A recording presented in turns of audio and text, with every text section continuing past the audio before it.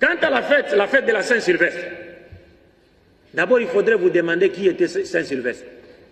C'est le nom d'un homme, non? Saint-Sylvestre. Qui était-il? Saint-Sylvestre est le 33e pape de l'Église catholique romaine. Saint-Sylvestre est le 33e pape de l'Église catholique romaine. Pourquoi lui a-t-on dédié la journée du 31 décembre au 1er janvier? Pourquoi? D'abord, lui-même, il est né le 31 décembre. Il est né le 31 décembre. C'est pourquoi on a choisi cette date. Mais la principale raison pour laquelle on lui a, c'est-à-dire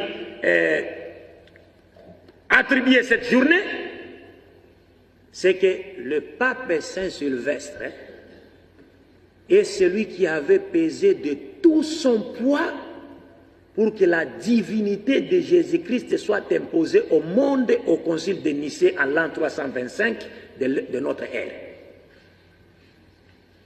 C'est-à-dire qu'il y a eu un débat autour de la divinité de Jésus entre les chrétiens.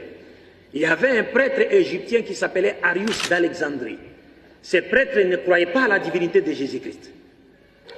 Maintenant, le pape Sylvestre Ier, il a délégué 2 prêtres qui sont partis, qui l'ont représenté dans ce concile, et lui, il était de mèche avec l'empereur Constantin, parce que Constantin à l'époque était en position de faiblesse, il y avait son rival qui était très fort.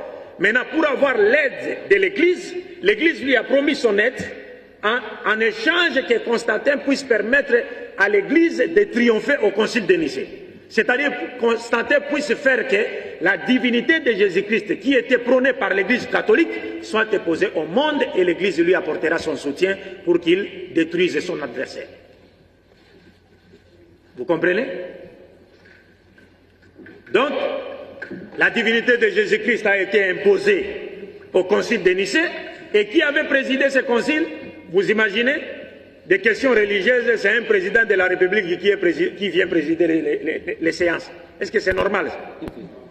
C'est-à-dire, le roi lui-même est dans la salle, l'empereur Constantin est dans la salle. Il préside les débats de religieux et lui, il ne connaît rien.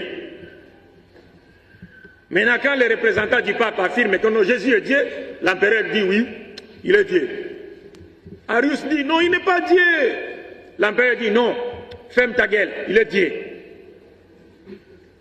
Mais Constantin lui-même n'a jamais crié à la divinité de Jésus. Il a accepté cela pour des raisons politiques. Mais il a continué à porter sa bague de Dieu Soleil. Parce que c'est Constantin qui nous a imposé la journée.